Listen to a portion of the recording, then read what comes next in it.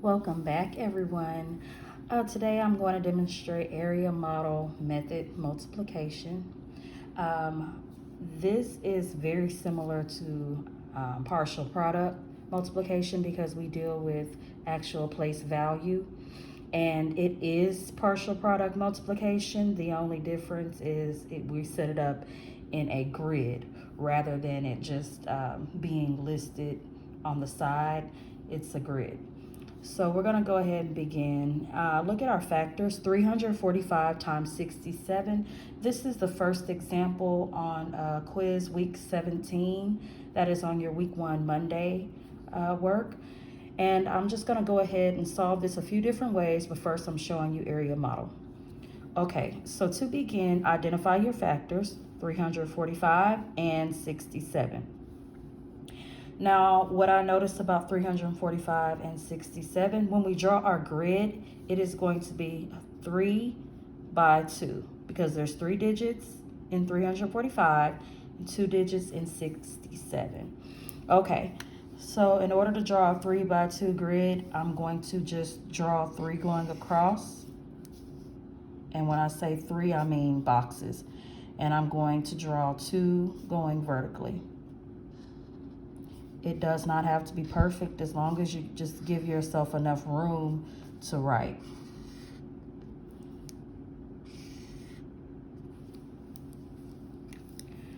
Okay,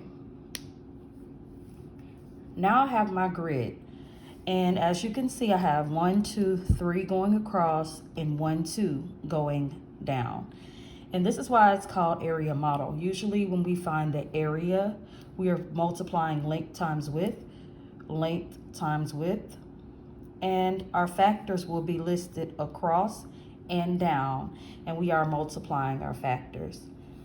So the next thing I'm going to do is go ahead and start filling out my factors. Now, I'm not going to just write 3, 4, 5. I'm not going to do that. As I stated before, this is similar to partial product, and each place value has to be accounted for. So with that being said, we have the number 345. That's our first factor. I'm going to look at the 3.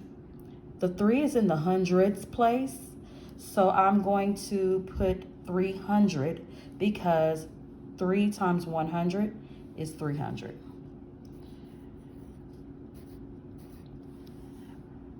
Okay, actually I'm going to darken this up.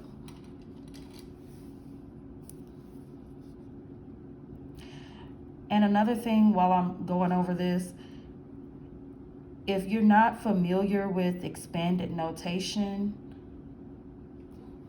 that's what this is, okay? All we're doing is we're expanding 345 across, and we're going to expand 67 down. Okay, so we have 300, and to that we're going to add the next place value. This is a 4 in the tens place, that's 40. 4 tens equals 40. Okay, we're going to add the next place value. We have a 5 in the ones place, that is equivalent to just 5. Now, so when I expanded 345, I got 300 plus 40 plus 5. Moving on to the next factor, which is 67. Now, with the 67, I could either do it on this side or this side. It doesn't really matter. I guess I'm going to do this side. Okay, the digit 6 is in the tens place. 6 tens, that is 60. And to that, we're going to add 7 ones, which is just 7. Okay, from here, you're just going to be doing basic multiplication. You're going to be multiplying mostly by multiples of 10, such as 60, 300, and 40. So it's easy to multiply multiples of 10 because we just multiply our base numbers and then just add zeros to it.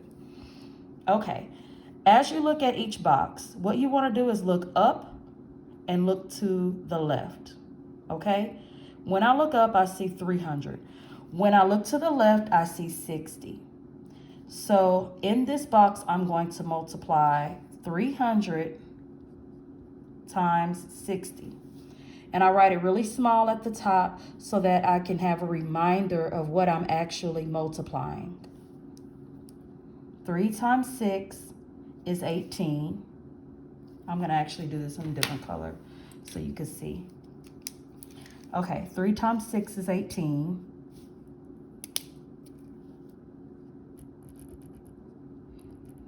And then I have 1, 2, 3 zeros in those two factors. So my answer is going to have 3 zeros as well. So that first partial product is 18,000. And I'm going to make a note of that on the side.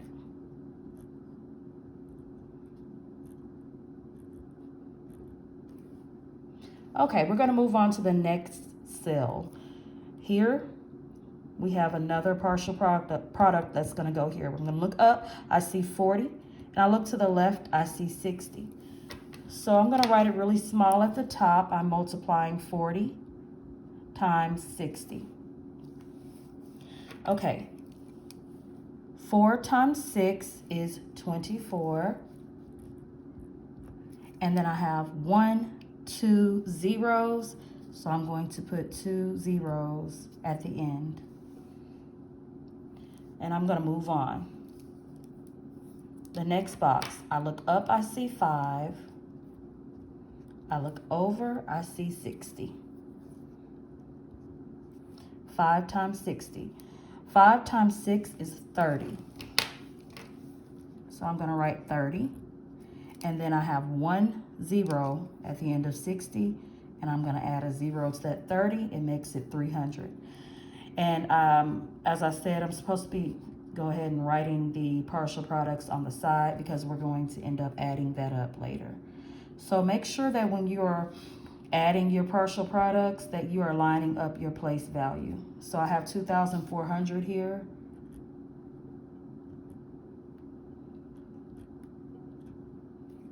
And I have 300 here. Okay, moving on. I look up, I have 300. I look over to the left, I see 7. So that's 300 times 7. 7 times 3 equals 21. And then I have 1, 2 zeros. That's 2,100. This is a thousands place, 100. Okay. Moving on to the next cell. I look up, I see 40. I look over, I see 7. So 40 times 7. 4 times 7 is 28. And then we add a 0 at the end. 280. Don't forget to put your 0 at the end. Don't forget to count your 0. Every 0 needs to be accounted for.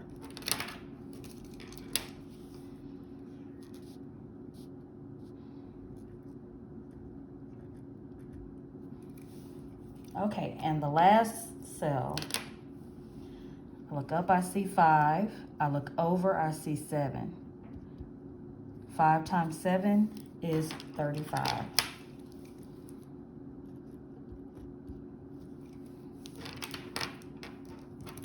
Oops.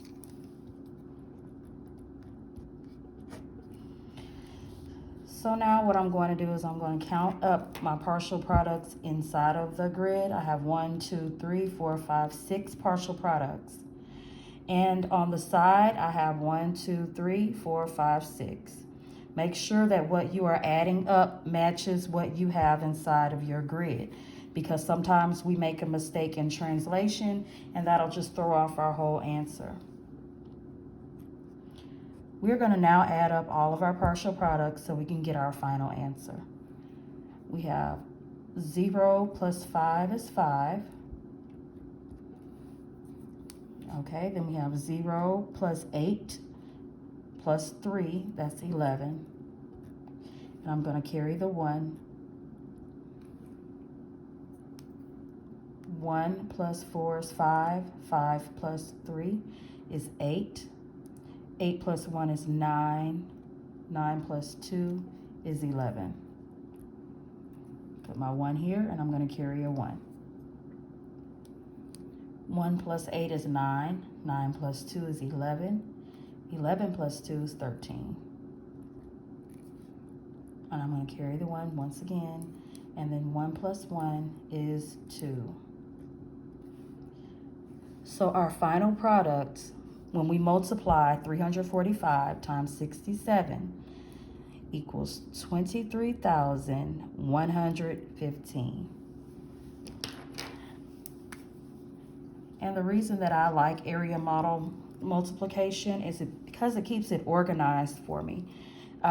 Sometimes whenever we're doing standard multiplication, we miss certain steps.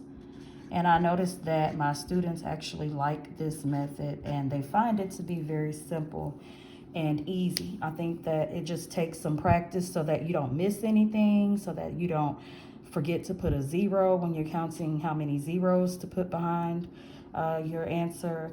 Other than that, this is with some practice, this is pretty much going to be a foolproof way of getting an answer whenever you're multiplying multiple digits, like 2-digit times 2-digit or 3 times 2. It really doesn't matter. As long as you count each digit of your factors and you set up your grid that way, you are fine.